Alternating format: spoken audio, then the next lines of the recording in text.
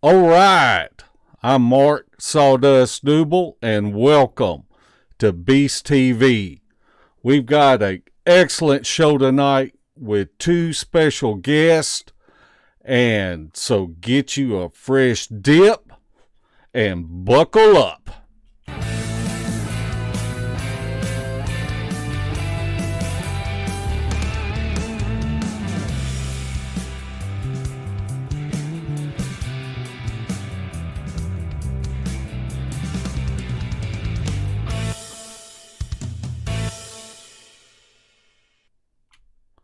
Larry Porch II, how you doing tonight?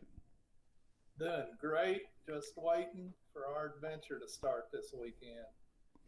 We're going to be talking about that, and we're going to be talking about what we do to decide on where we decide that we're going to go and pursue Bigfoot.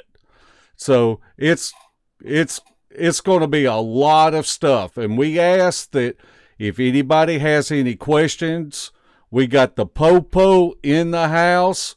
Just put them in all caps, and I believe Larry is able to look at the YouTube channel while I'm running the board. And so we want to be able to answer questions that you have. So, and before we get started, one thing that I would like to talk about, Larry, is last Friday, Stacy Black passed away. And Stacy Black is his Facebook group is how we actually met through the EOTBF. And so it was really some sad news, and I got to it had been several years since I had talked to Stacy. And I guess it was about 2 weeks ago, and he sent me a message, and I hollered at him, and we talked all night long. And so it was really good to talk to Stacy, and I'm grateful that I had that opportunity to talk to him just a few days before he passed away. Yeah, Stacy, he was a pillar in this community for Bigfoot. He was important to the Bigfoot community, especially here in Tennessee. I know it's how you said we met. Also, Mike McSwain, but he brought a lot of notice to this area about the possibility of that creature being in this area. Right. And so our condolences go out to his wife, Joey, and his two kids. And we hope that they're able to get some type of comfort in this loss that they're going to right now. Larry, why don't you introduce our guest? All right, these guys don't really need an introduction, but a couple of weeks ago, I was asked where our favorite place was to go Bigfooting.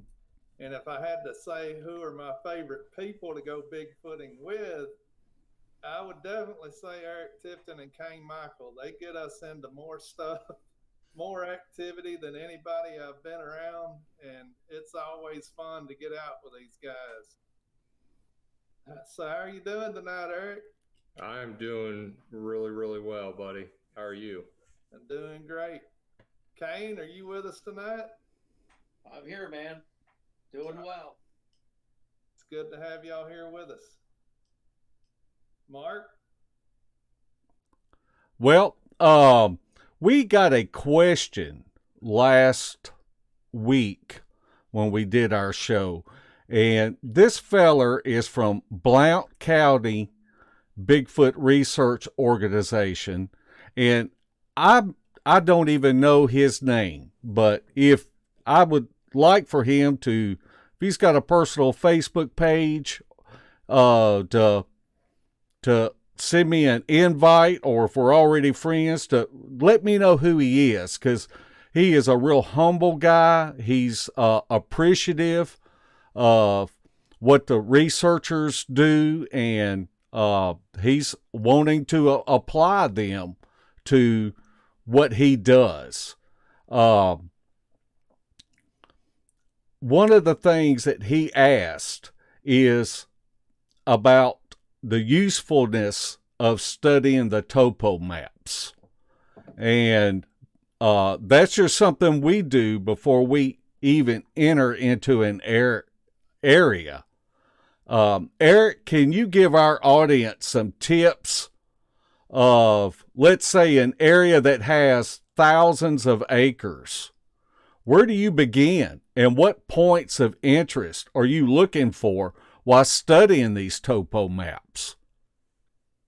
Well, the first thing I do when I decide on an area that I'm going to go to, when I first pull out the topo maps, obviously I look at terrain and I look at the elevation of what I'm getting into. But when it comes to the terrain, I like to look at 3-point intersections of high terrain. You got 3 different sides of a ridge, nice crest valleys that go through it, that move through it, and really out there,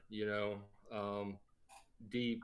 I do a circumference. If I find an area like that that's really nestled in somewhere, and then I really broaden it out, and I'm looking at the topo map, and I'll pick like fire road to fire road, or road to road, and I'll circumference that, and I'll mark that. But mainly what I look at when I'm looking at the topo is the nice deep valley ravines that go through an area.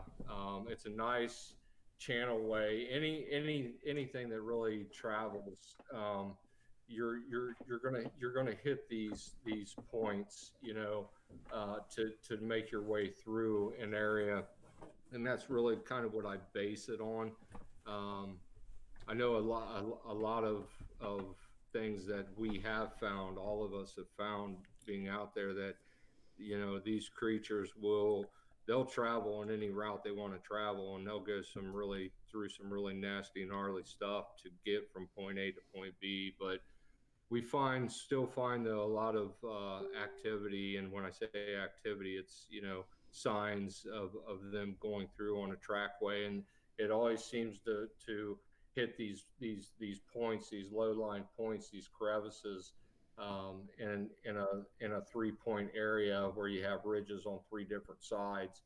So that's really the first thing I look at is the elevation, what kind of drop-offs I have, how deep are the ravines, how far in are they, away from anything else is really the first thing I start really looking at.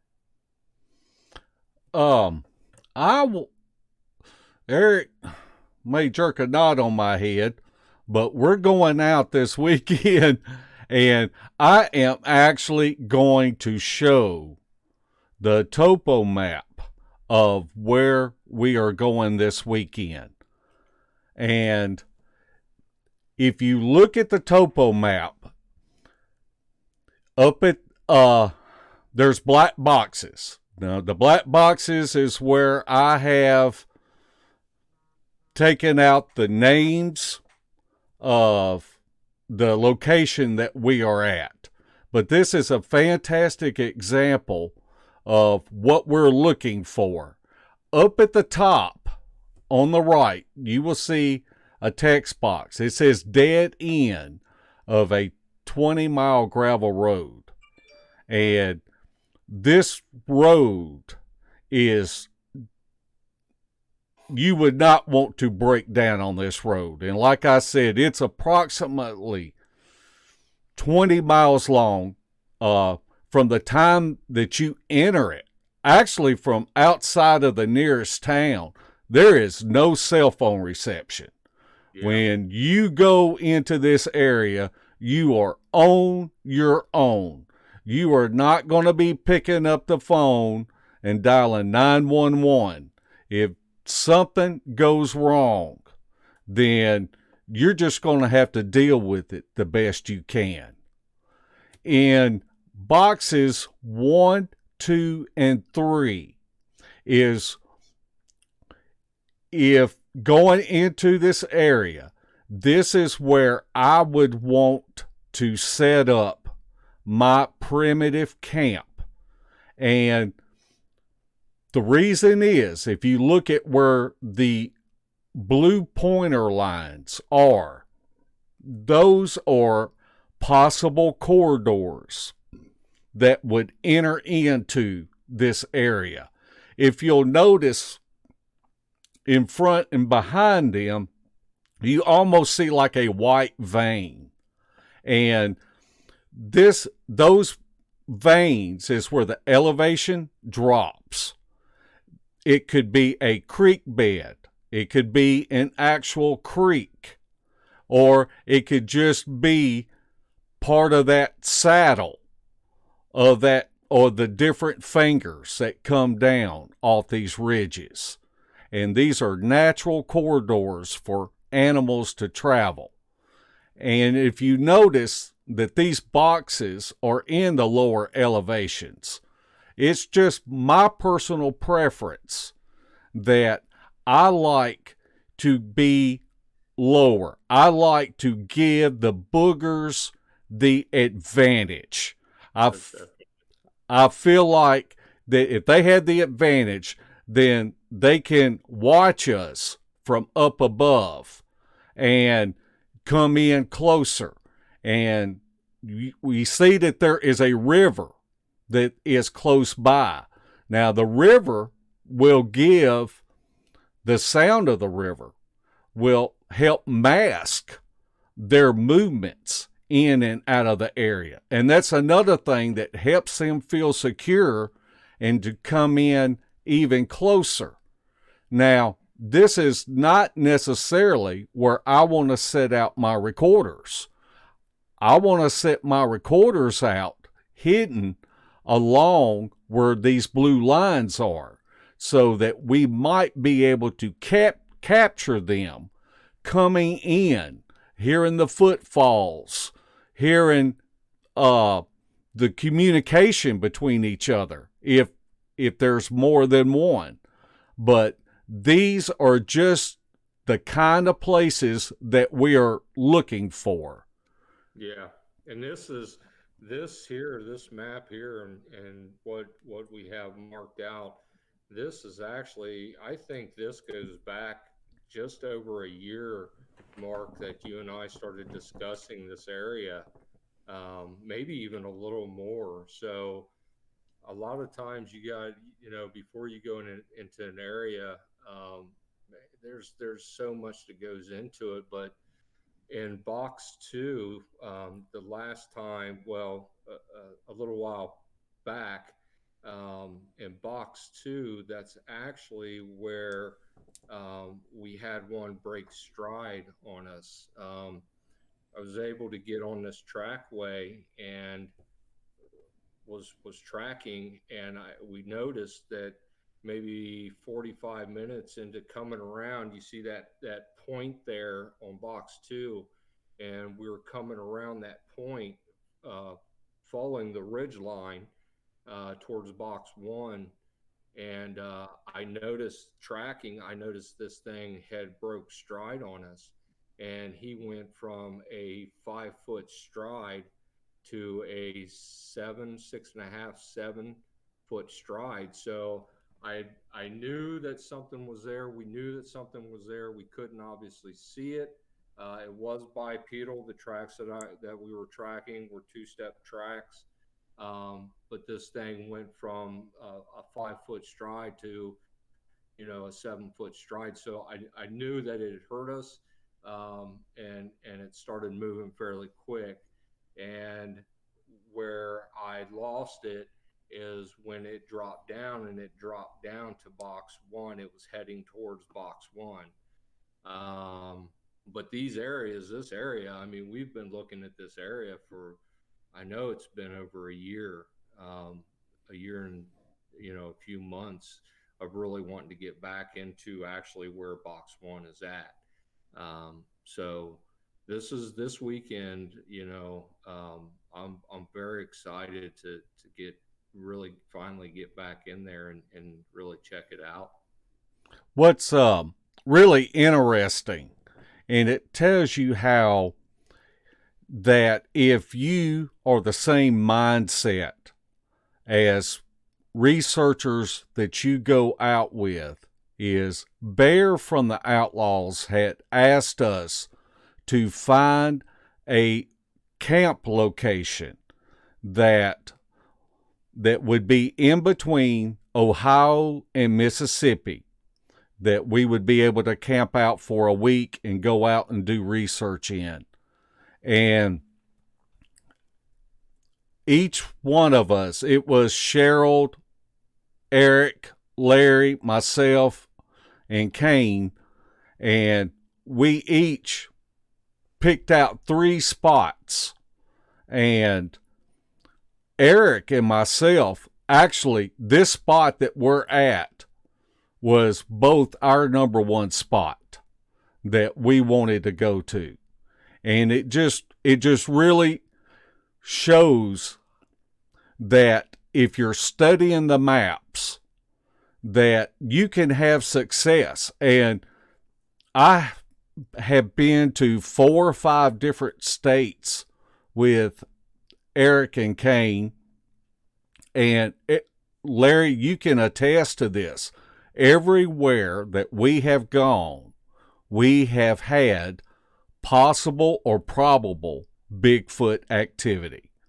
And I think that's what researchers should strive to do.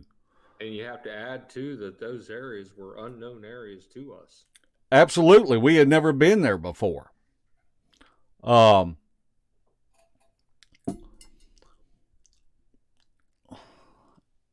I'd like to talk to Kain a little bit about the first time that he and Eric came to Larry in my research area at LBL, because we drove in and Larry got out of the car, and I went over to Larry and I said, look, these boys are going to split up. And when they split up, you go with one and I go with the other, because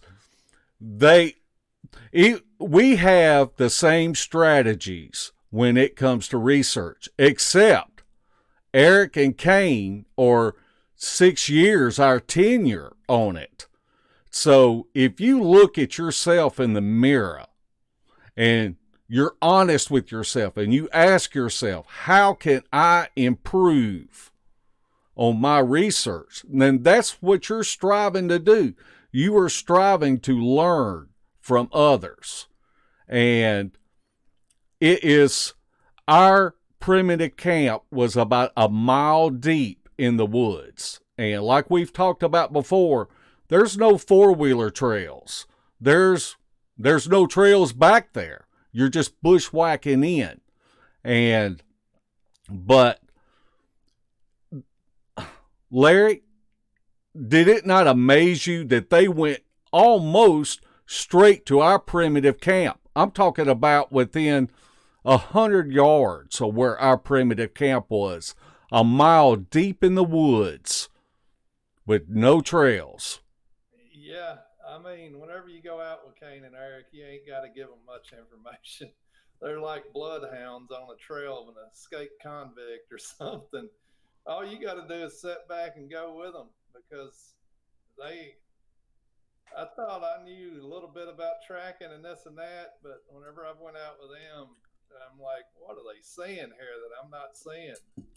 They're just so thorough with what they are looking for and what they do that it's just a sight to see. And I just try not to get in their way. Kain, can you give us some tips of what you do whenever you get out of your vehicle and you head into an area? Yeah. I actually prefer in new areas not to know much about it. I don't want anyone to lead me, or like to lead the conversation. Much rather prefer to get out there, and start just using what I know and what I look for and what I've had good luck finding. And a big part of it is, if you're going to be a good tracker, you've got to do a lot of tracking, and you've got to do it a lot. If you're a musician, you don't just start playing the guitar. You got to practice it. Sometimes you got to practice it for years. So that's what I do, and if we're all honest, you can't always be tracking a Bigfoot, but you can be tracking your research partner. When he's ahead of you, you're looking at how his footprints are, how they settle into the different soil constructs. Can track deer, raccoon. I track, a bear here all the time. But then when you do start tracking things that you feel could be a Sasquatch, after you do it for years, the best way to put it is, if I would follow you for a week, I would learn a lot about you. I'd learn that you go to, you get coffee in the morning over here, then you go here, then you go to work over here. You have a schedule. You have things that you prefer, and you have choices that you make. And a lot of part of tracking is, you do it enough, you start to kind of know the choices that they're going to make. If there's a wide open stretch of woods and there's a real thick vein of real gnarly stuff, that's where I'm going to go, because you got to consider you're tracking something that wants to hide. You're tracking something that wants to hide from other animals, not just people. They're predators, so they are always hunting and they're always moving. But you start getting these habits, you start being able to predict. Just kind of, I think it comes with experience. You just start, you've seen us go out, we just start wandering, and we're looking, and the biggest thing is we're looking at little details, because it's very seldom that you start off with a footprint.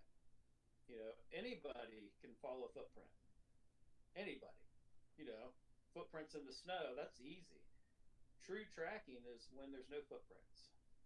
Then you got to rely on details, little teeny details, and you got to slow down.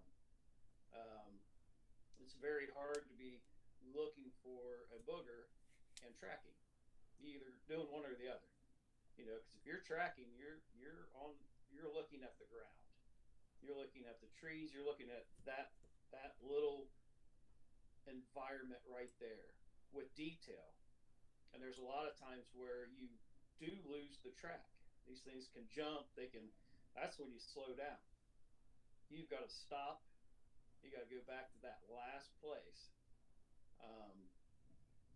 that you've got to track, and you got to slow down, and you got to just pay attention to it. It might be the most minute twig break. It could be just a little bit of moss, but you get better at that, and then you start following your instincts, and you start knowing that you're tracking something. And when I'm tracking, I never assume what I'm tracking until I know. If it's a bear, I'll track it, and then finally there will be something that, the way the bear waddles, or a front paw, or there'll be something that, okay, I'm tracking a bear, or I'm tracking a human, or I'm tracking something that I don't know. But when you're talking in that realm, they have certain, it's almost tendencies. They have tendencies, like you mentioned, rushing water. There's so many tendencies that they all kind of have, and you recognize where those tendencies are, and you go and look in those places. Then you slow down, and then you start tracking step by step. Hey, Kain, let me interrupt you for a second. Mark, can you turn up Eric and Kain's volume a little bit? People saying they're having a hard time hearing them. Okay, I will look.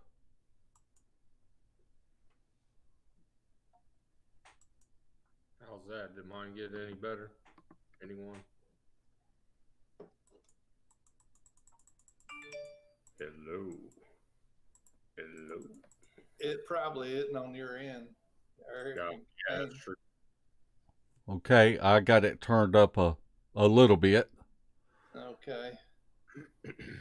I didn't mean to ruin your flow, Kain, but what you were saying was important and people wanted to hear it. So, Well, Kain is absolutely right. And if you think about it, when it comes to tracking and research, patience is really a virtue when you're researching. Um, for one thing, even if you are tracking a Bigfoot, you want to be careful that you don't spook them. I'm a firm believer that any evidence that you find, that you really don't mess with that evidence. Um, I feel like that's a good way to taint the area and to scare them off. And I don't like having a heavy presence. Uh, I wouldn't want to be going every week and spending every weekend in one spot that you feel like is an active area, because I feel like that you'll turn around and they will vacate that area and they will change their travel patterns. Yeah, we know that firsthand. I mean, it's happened to us. Um, you know, I've shared this many times that unfortunately, we shared too much out on social media, and people found out where we were going, and they went in and they added and they took away, and they kept hitting it every single weekend. Every single weekend they'd go in and they do things, and they do in a blink of an eye. These creatures will change every habit they have, and they're gone. It they most certainly do. Mark, you're exactly right. Um, Something else that I think that we ought to talk about when it comes to tracking is, just because you find a bow or an X or a break, that doesn't mean that you're on the trackway. You have to find that next sign and draw the line between sign A and sign B. Eric, you want to talk a little bit about that?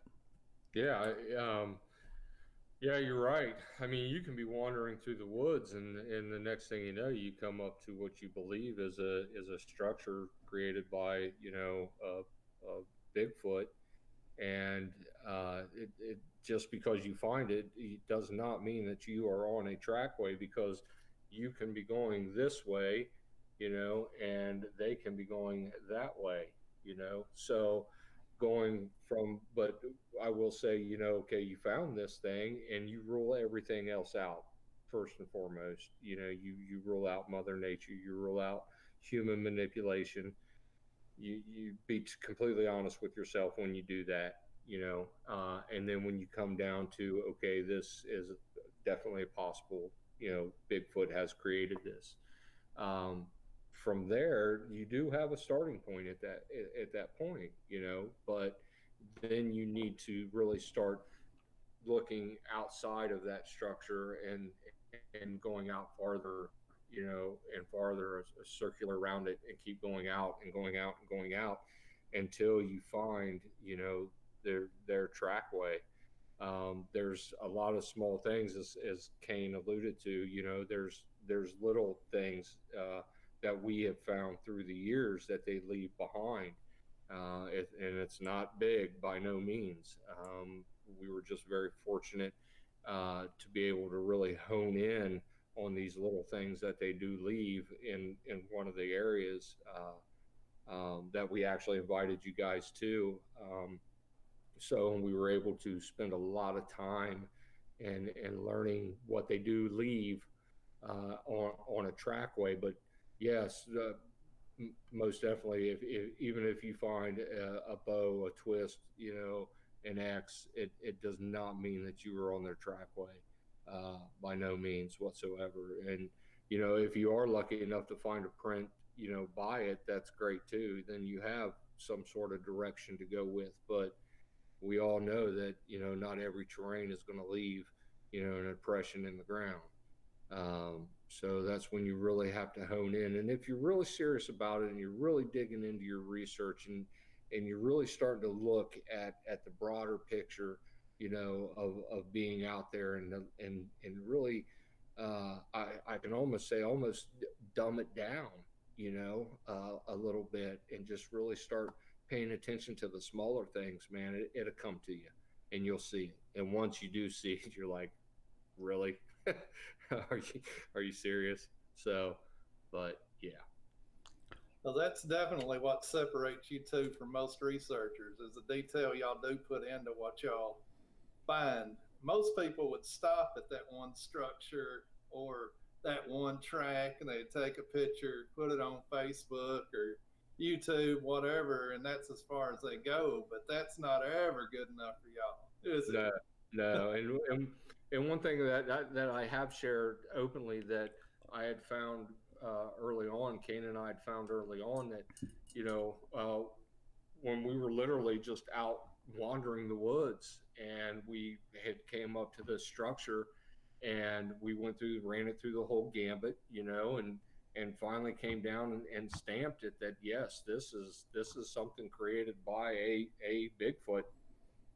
And once we started really honing in on it, we started stepping off that structure to the left or to the right, 20 yards, 30 yards out at the farthest, and we would pick up on a new trackway. Just because if you're in an area and you see a structure and you think, oh, this thing is old as crap, and they're not here, that's not the case. We have found through years of doing this that they still use the same travel pattern, but each individual that comes through or each group that comes through creates their own trackway off of the original trackway, and the original structures that are put on that trackway, they will follow it, they will parallel it.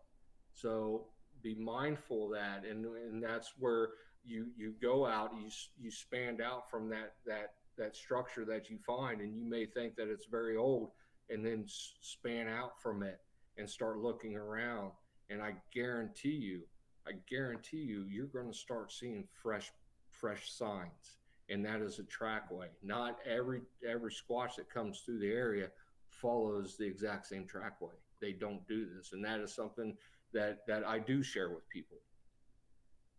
Speaking of sharing with people, if y'all ever feel uncomfortable sharing details, just say Yes. so. Yeah. Oh yeah. I mean, Yeah, yeah, we don't we'll just come out and tell you. right. Exactly. Kain, if you don't mind sharing what Eric was talking about on some of the older structures and stuff, if it's not too much information, talk about some of your areas and you were paying attention to those structures and what happened over time. Unless it's something you don't want to divulge. No, some of that stuff's fine. I was in an area where I was fortunate enough to be able to hike it every day. I did it a little over 2 years, same pattern. And what I eventually found was I was coming upon structures the day after they were built.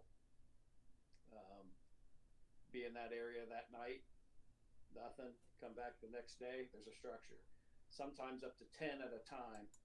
But what I found out is, over researching it for 2 years, is that very seldom do they ever go back to that same structure. I mean, they literally started falling down. So as a point of reference when you go out in the woods, um, and you find a structure. The first thing, it could be old or it could be new. There's no guarantee that that thing is still active. And kind of what Eric was saying, they've probably it might be the new one, or there might be something 400 yards away.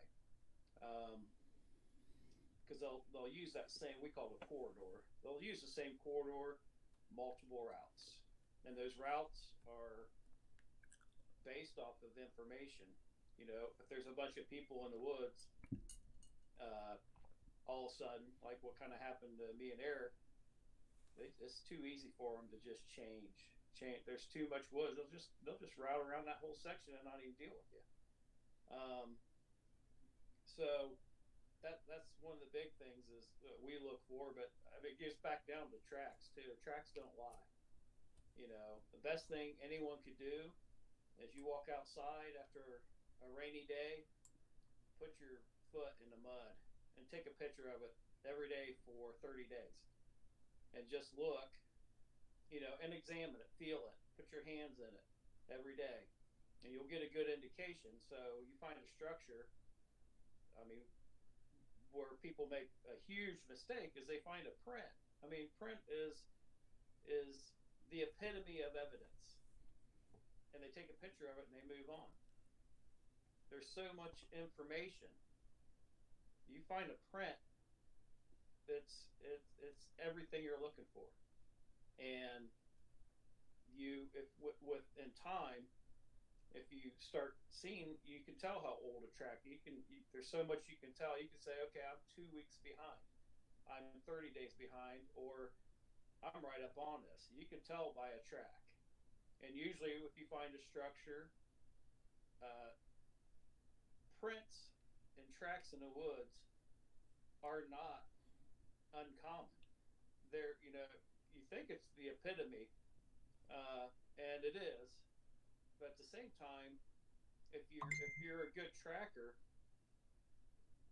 you can find prints in the woods all the time. Now, it might be of all kinds of different uh, animals, humans, everything, but they leave tracks too. They have to leave tracks, and they do.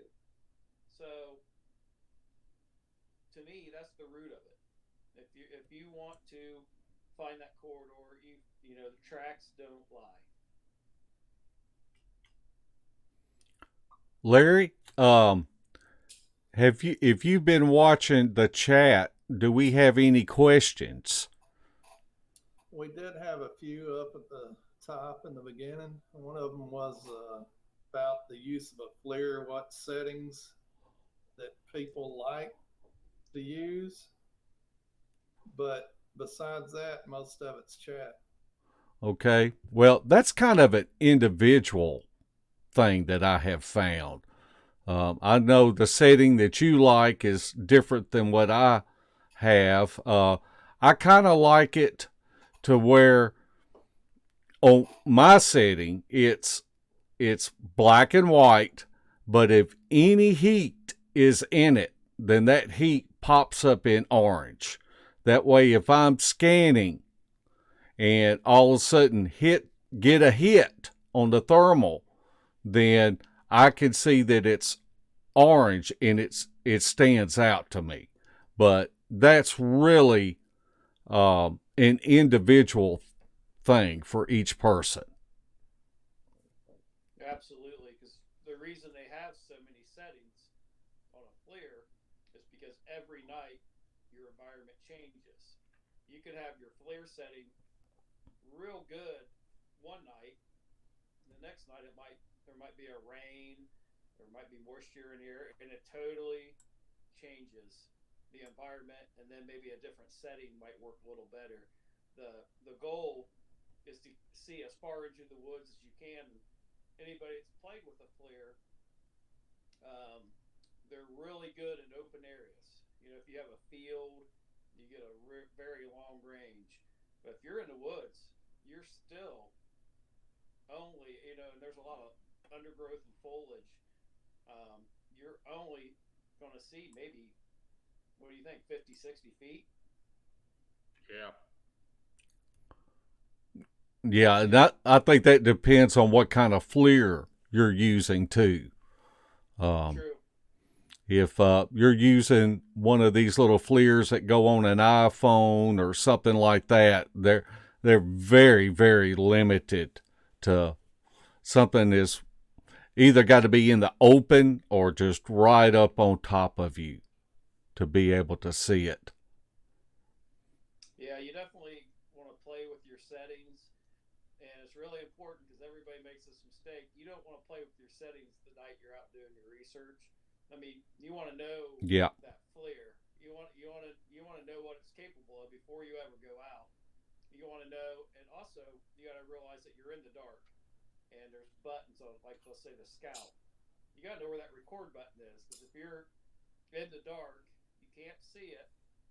They also make you night blind when you take your eye away from it. So you have to memorize. The worst case scenario is you could have something walk right across and you're fumbling for the record button or to take a picture. So that's important to know your gear before you go out. And then what I do is I just go out every night. I have the settings that I like, and then I go through them all before I ever get into an area where I feel like I might see something, and kind of just play with it and get a good setting, and then I leave it. One tip that Andrew Meisinger gave me whenever me and Larry first went in on a flare um, was that he took a piece of felt that had sticky back on it, had tape on the back of it, and he just cut that piece of felt to just a little square so that if he heard something and had to throw that thing up and wanted to hit the record button, you can feel it. And that's just a fantastic tip to think about, that whether no matter what kind of recording device that you have, if the buttons are close together and you're not sure where they are, you can use a little piece of felt so that as soon as you throw your fingers up on it, you feel it and you can hit that record button. Yeah, that's an excellent idea. Hey Eric, have you ever had a time you had a booger and a FLIR and couldn't find the record button? Yes. Yeah. Thanks for that, Larry. Sure did. Oh, I'm glad you did because I haven't. Yeah. So make sure when you know your gear, don't hand it to somebody that doesn't know the gear. So That happened in Georgia also. I handed mine to Cheryl, and we had that at the bridge, and he had something on it, and he didn't know where the record button was, and I thought I hit it, and I changed the setting, and he thought it left. It happened. it happens, man. It happens. I actually, um, my son and I'm able to get my hands on at work, and what I do, we have a very expensive FLIR, and I'm able to take it out with me from time to time, and actually had one up on the side of a ridge, and he came out into a little clearing, and I mean there he was, you know, the sun might as well have been up, and he turned and was walking up the ridge, and I'm grabbing the FLIR, and what I didn't know on this FLIR, so I'm pulling the trigger and I'm snapping pictures, but what I didn't know was on that FLIR there's like a 3-second delay every time you pull that trigger. So all I got was half of his backside in the branches of the trees coming back down and covering him up is all I got. So basically it was a white blob is what I captured. So yeah. It happens. It does happen. Eric, would you be interested in telling your encounter story whenever you were with Kain sitting on that bridge? Sure. This was just a day like any other day when we go out, and we were getting activity. Actually, that day we tried something a little. I wanted to provoke a little bit, and that's something that we we don't do. But this day, I just kind of had a wild hair up my butt. So I started doing gorilla on my box, my little cam box, and I was doing low line gorilla grunts and agitating. And next thing I know, behind me, Kain pulls up his shirt and he does this chest smack, cups his hands and he just pow pow pow pow pow, and scared the crap out of me.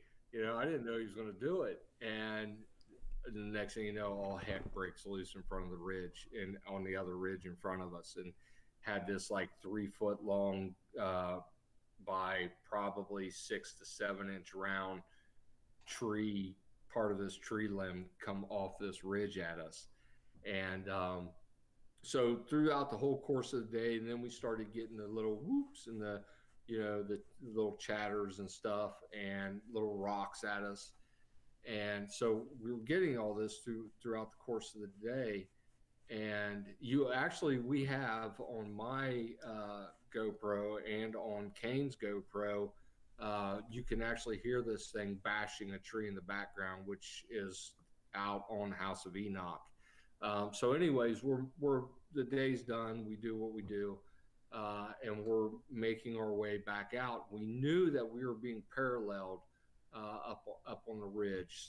It was paralleling us out. Now, the difference between this day and any other day was we were actually dropped off. My wife and his girlfriend at the time, they were up. We were staying at the campgrounds with them, but they dropped us off that day. Normally, we'd come down off the ridge, we'd hit the road, jump in the truck, and we'd be gone. And this day we come out, so we walk the road up to this little bridge, and underneath the bridge is this channel that goes along through this wetland. So we walk the road up to this bridge, and we're hanging out. And Kane's sitting on the guardrail, and he's facing me. He's got his back towards the marsh, and we're just standing there and we're talking. Obviously, all the gear's off of us and everything. And I'm kind of just, we're talking and I'm looking at the ground and I just pan up and I look out past the marsh and here he is. And he's actually coming out from underneath a tree and he's got the branch pushed up on this tree and he stands up. And when he stands up, he looks at me and I'm locked on him. And he freezes and he showed me everything that he had. And he was a grown boy. I mean, let me tell you. And he come up and he just flared and his head went back, his eyes grew wide, and he just froze for a second. And then he just turned and he stepped down into the channel. And I immediately made a beeline down the road. I just took off running. Kain had no clue what was going on. But I make this beeline down this gravel road. I'm trying to get another vantage point of him. And when I stepped into the marsh, the weeds in the marsh were up to my chest, and I'm 6'1", and what I saw of him was from waist up, is what I saw. So that was it, really. It was life-changing experience, and that's really when I up to that point, they were just a gorilla to me. They were just some sort of spin off of a gorilla, up to that point.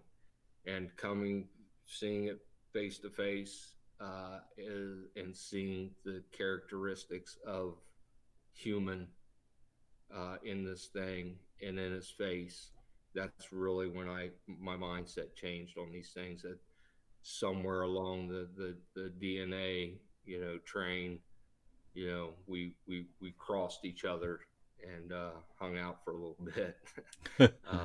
So yeah, but it was a heck of an experience.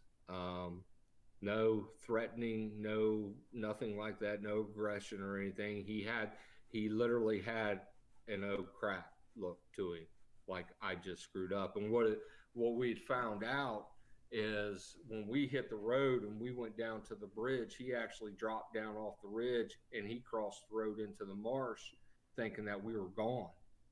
And when he come around and came up from underneath the tree and saw me, he was just as surprised as we were. He literally thought that we were gone. So literally minutes after, Kain goes out to the spot where he was at. And like 5 minutes goes by and I'm standing at the bridge and Kain yells to me and he's like, you got to get out here and see this. And I go out and right there where he turned and took his step was his print in the mud. And so we casted it, obviously, and it's proudly displayed in my curio cabinet at home. But we actually took that cast and we found his trackway coming through the marsh, and we took that cast and we found one of his impressions in the marsh, and it overlaid. I laid it in that impression, and it fit perfectly. So that's when we figured out what he did, dropping down off the ridge and coming across the road. So, but yeah, that was it. And you carried me and Larry to that area. Yes, I did. Yes, I did, and I'll tell you what too, that that's not Alpha. The boy I saw was not Daddy. We found a print up on a ridge that was 3 inches bigger than his.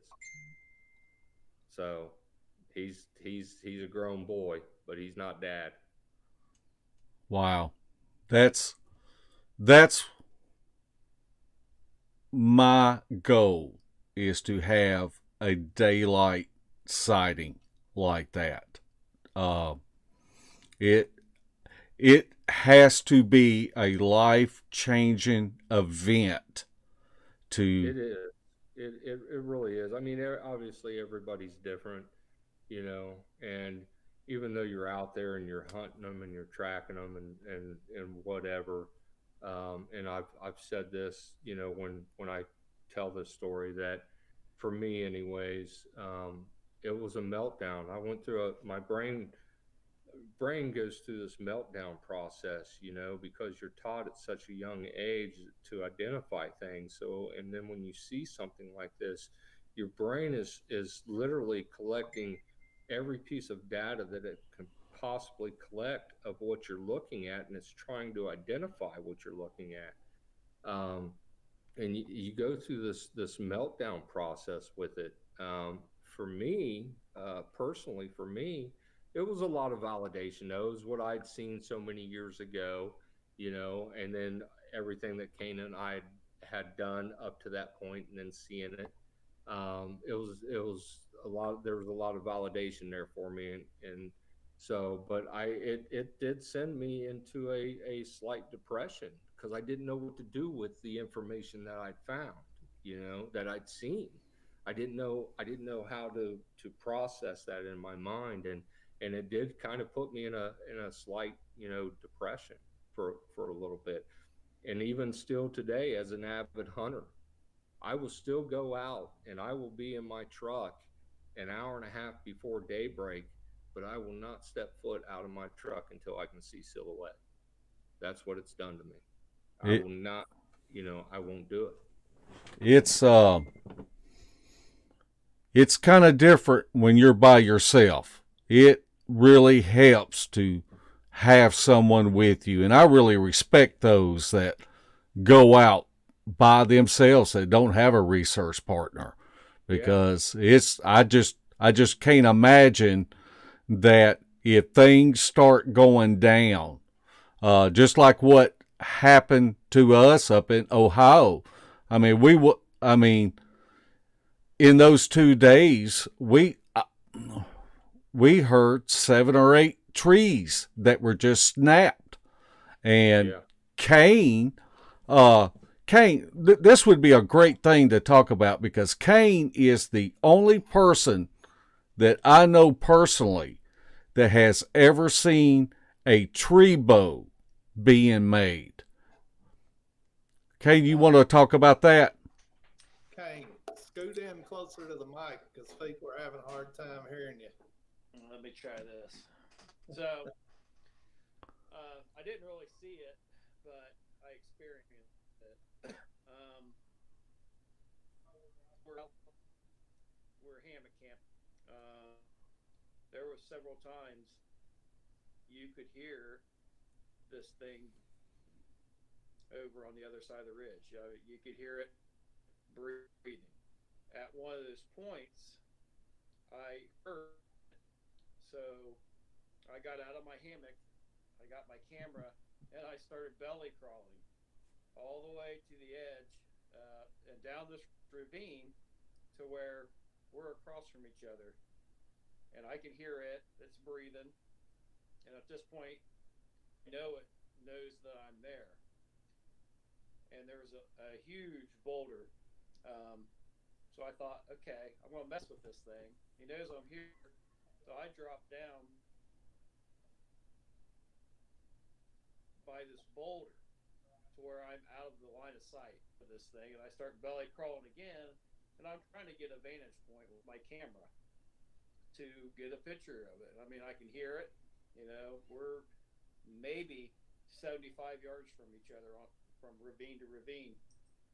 And so I get to the spot to where I know it can't see me. And the next thing I realize is I hear this tree cracking. And I look up and I just see this tree coming down towards me. And what I didn't account for is that wasn't just one on the ridge. There was one right over on the other side of this boulder. And, all this commotion. I see what looks like a tree coming down. I kind of roll up under the rock there, let the dust settle. I get up and walk around the boulder, and there's a tree bow. There was something close enough to me on the other side of this boulder, and I'm talking a boulder bigger than a Volkswagen. It's a big rock, but just over on the other side, it does a tree bow, and it's gone. I don't see it. I don't. There's really that's pretty much what I experienced firsthand, and everybody else on the ridge heard the tree snapping. I just happened to be underneath it, just on the other side of that boulder. That's just awesome stuff. It really is. It was an awesome experience, and it's something that, and I probably speak for Larry, but I will never forget. I will never forget that outing that we went on. There was so much activity that went on those 2.5 days that we were in there. Larry, have we got any more questions? We had one question about the tracking. What do you look for besides footprints?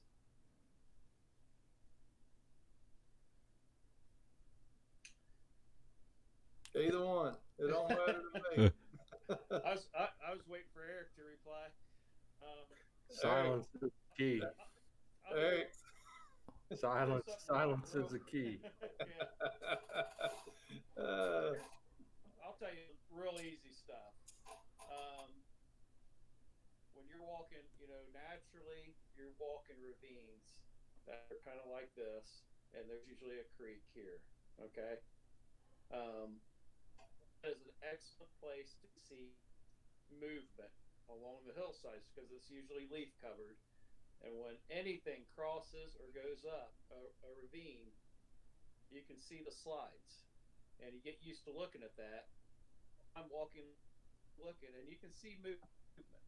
That's a great indicator for any kind of tracking, is to look for those slides up on those ravines that can hone you in, because part of tracking is seeing everything, going there, identifying what you're seeing, and then either following it or moving on. So if it's a deer, you're going to go there and you're going to see deer hoofs. If it's a bear, it might trick you for a while, but bears have a waddle. They walk like this, and they even their front paw kind of is an emotion like this. So you have their back paw, and there's a lot of things like in this area, a bear's hind foot's going to be an average of 8 inches, and its front paw is going to be about the size of your fist. So those big 8 inch footprints can trick a lot of people. So what you got to do is you got to look for that other paw. That's the dead giveaway, and just remember that they kind of walk like this and they waddle when they walk. And the only other thing I think I could share is this is no matter where you go in the country, you'll have a human trail here, then you'll have a game trail. The game trails, even a game doesn't follow human trails. A Sasquatch trail is going to be beyond the game trail. A corridor they will not be in between a human trail and a game trail.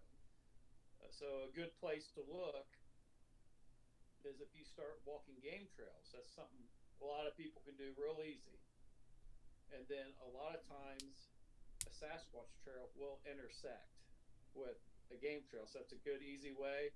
And when you're on a game trail, anytime you see something manipulated blocking that trail, you need to stop and look, because that's something that we call a kill box. That's where something has diverted that trail, so the animals have to divert their direction one way or another. That is a huge sign of something you should probably stop and investigate, because that just doesn't happen naturally.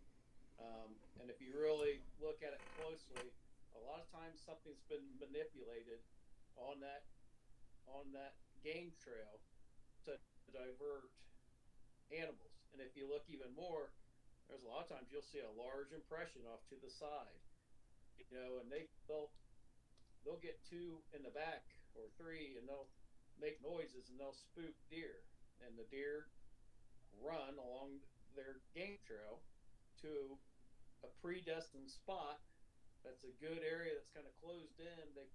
They'll block that trail, and then they will to divert them. So they're taking them to a predestined spot to for a kill. It's smart. It's strategy. That's something a lot of people with not a whole lot of tracking. I think most people can get off a hiking trail and get on a game trail. They're pretty easy to see, and just realize that game trail, a Sasquatch trail, is going to be outside of that, and it's hard to say where. But most generally, what we find is one hiking trails. I mean, there is a point where you have to be safe. A lot of times, there's hiking trails for a reason. If there's cliffs and stuff, it's for your own safety to stay on the hiking trail. So I say this with everybody. I hope that you're careful. We don't ever use hiking trails. That's the last place you'll ever see Eric and I on is a hiking trail. We're somewhere deeper than that. But as a rule of thumb, Sasquatch trails will intersect with game trails. You get the right one, you look for some kind of manipulation across that trail. You look around. They don't like to step on human trails. They don't like to leave their footprints. They don't like to leave their footprints on a game trail. It's just something that's inherent, instinctual to them. They do not like to leave their footprints behind. I agree with So, that. I think they're very self aware of where they step at.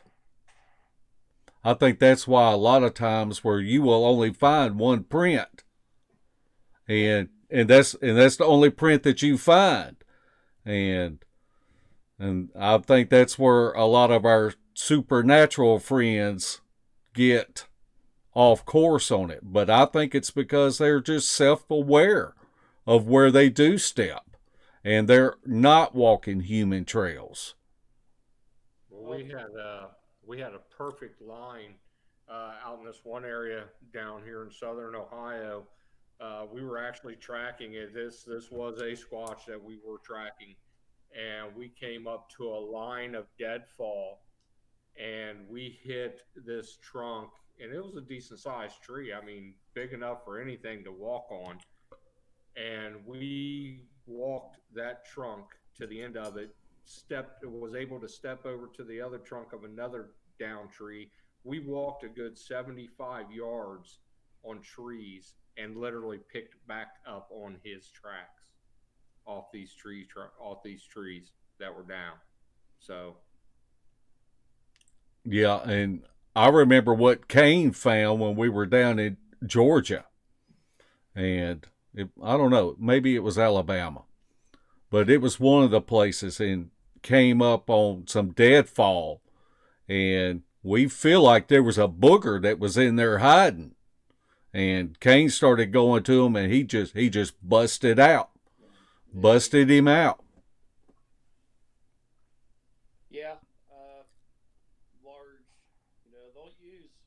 They're not always manipulating stuff. I mean, if you actually look at a Sasquatch, they leave a very small footprint on the environment. I mean, a tiny footprint. You don't find Sasquatch villages and Sasquatch houses. So it's a luxury to find anything that they do because they really do leave a very small footprint. When I say a footprint, I mean, like humans, they leave a lot of tracks, trash. Uh, they break sticks when they're walking, around. They leave it, their presence. Sasquatch do not leave their presence hardly at all. So you have to pay attention to those details, little things, and it's all those little things like that we've talked about. Um, like Eric was saying about the tree, that a lot of times too, though, if this is a fallen tree, the place to look is they'll step right beside it. Sometimes they'll walk across the top to hide their print, or they'll step right in that crook, and you'll look and you'll see this huge track. It right beside a fallen tree. They'll do that. You know, um, a lot of it's just being observant. Um, Anytime, and I stress, or you get out in the like a reason they have remained hidden for so long is you got to figure the woods is like your backyard to them. If I went over to Larry's house and I put an extra lawn chair in the back, nobody would ever, his neighbors wouldn't know it. Nobody would know, hey, there's an extra lawn chair sitting there, except for Larry. And that's how well they know that's the pitfall. Even with someone that's going out every week, you can't tell a lot of the stuff that's happening. It's happening right. It's so minute that you almost have to be every day to really pick up on and notice some of these things. A lot of stuff they do is obvious, but if you're not there to know that it's obvious, you're never gonna. It's physically impossible to know it because you're not out there to see some of the obvious stuff that they do, but their group knows.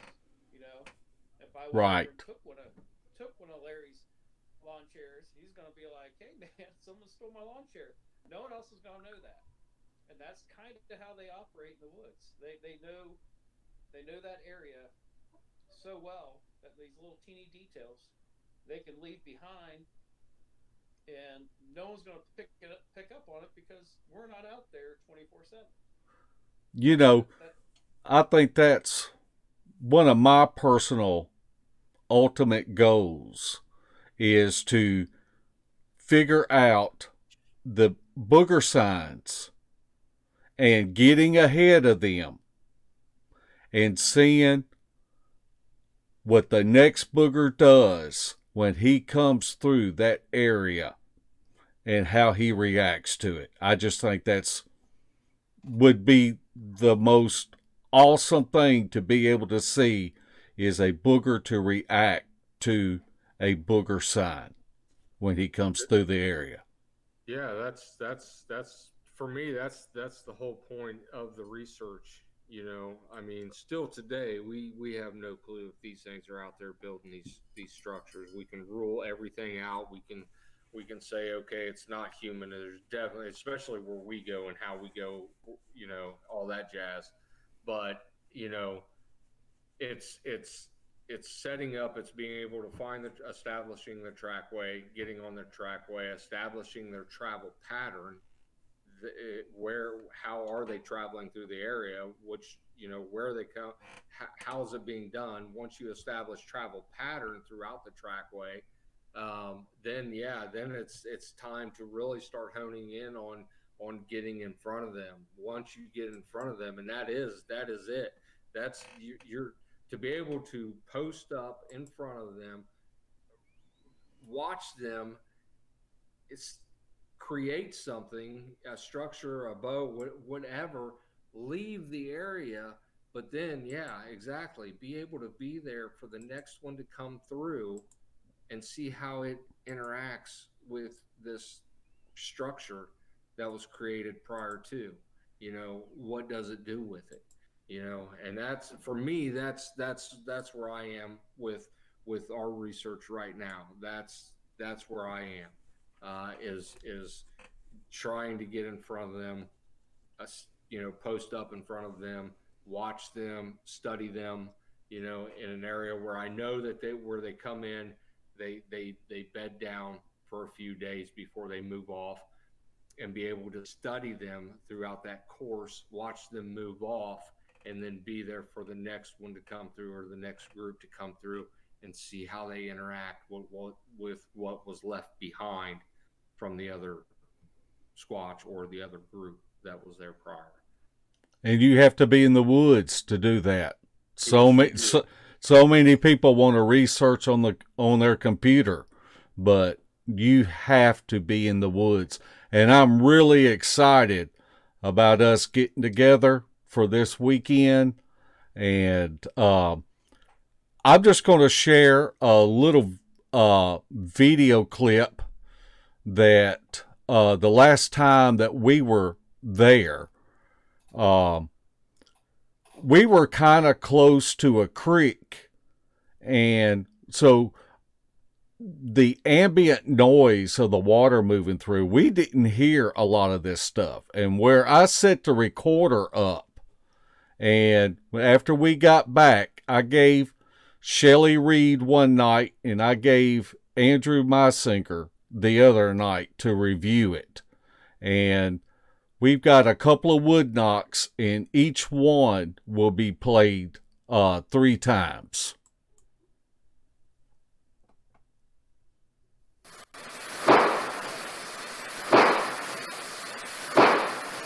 The second one?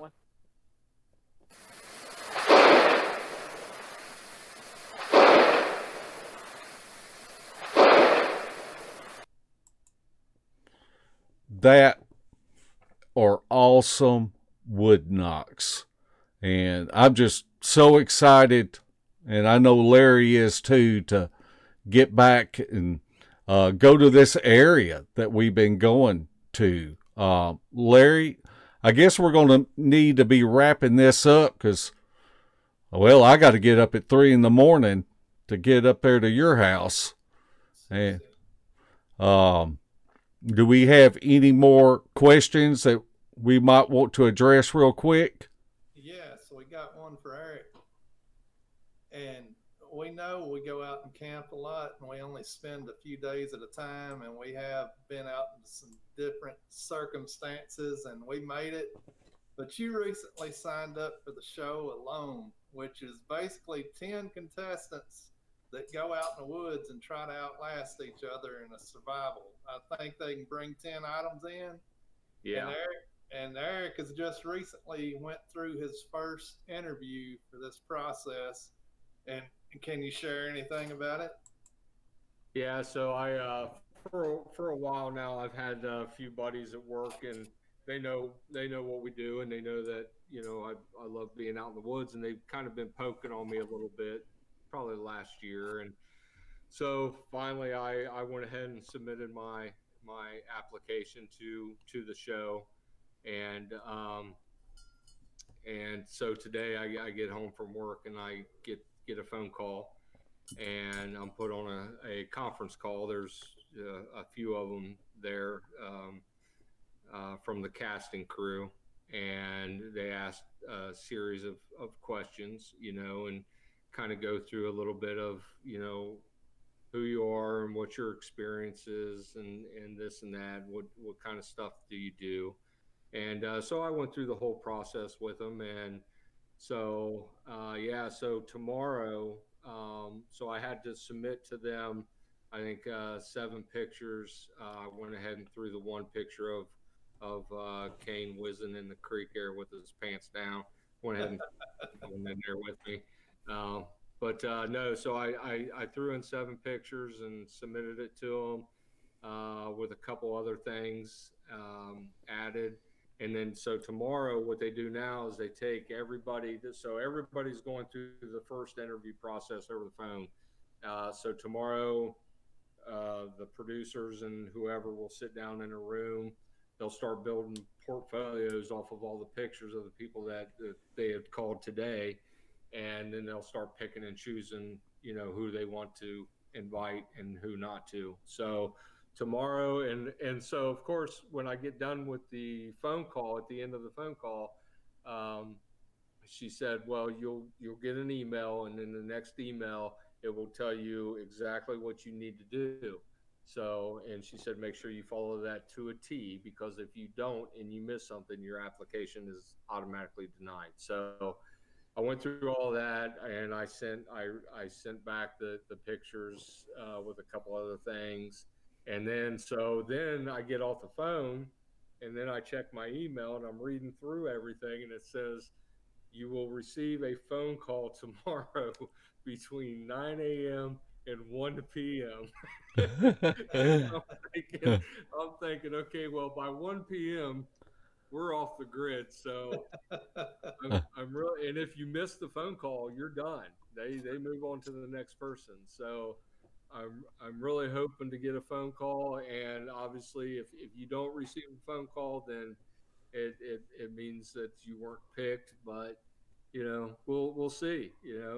Hopefully I get a phone call, and if that's the case, then we move on to, I'm sure then you start getting into logistics and all that jazz, about the show and all that stuff. So we'll see.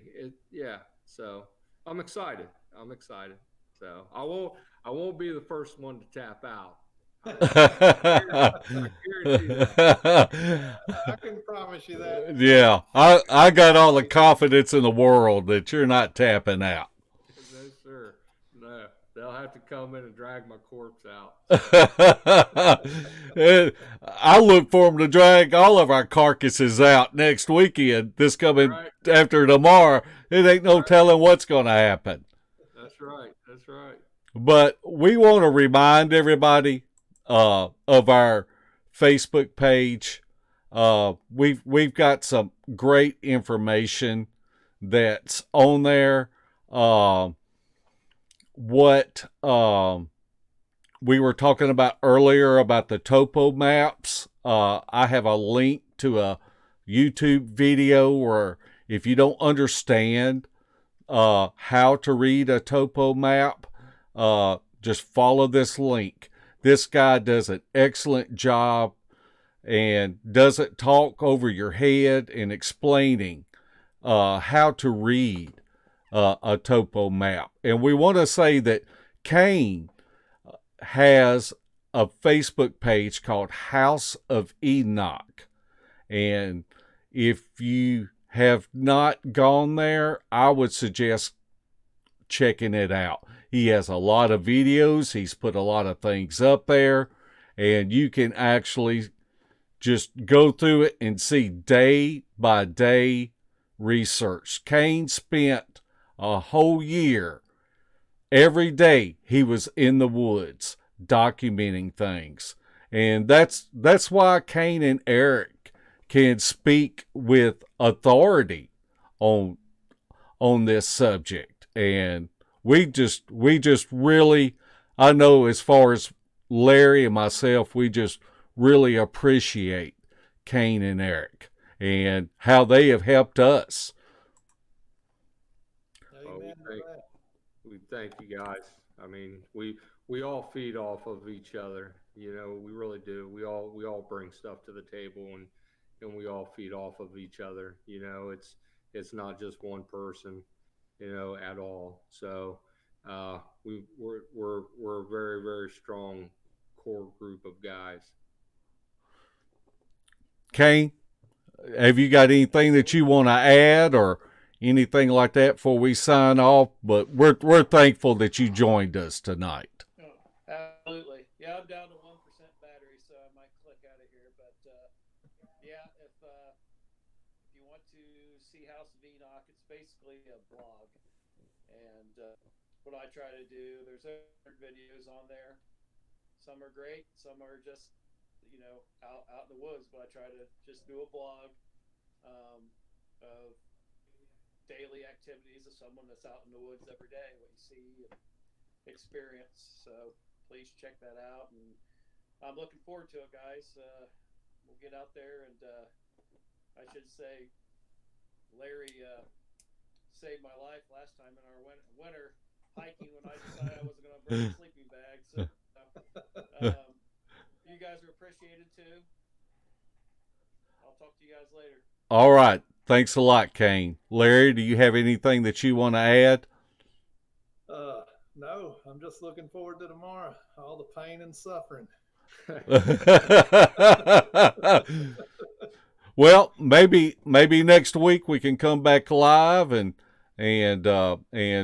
talk about what happened on this weekend and this outing, and maybe we'll get some more information. Maybe Eric's heard something and give us an update on his interview with the Alone cast and crew. Right on. All right. Thank y'all for joining in. Make sure that you like our video. If you've got questions, just put them in the comment section, and we will see you again real soon.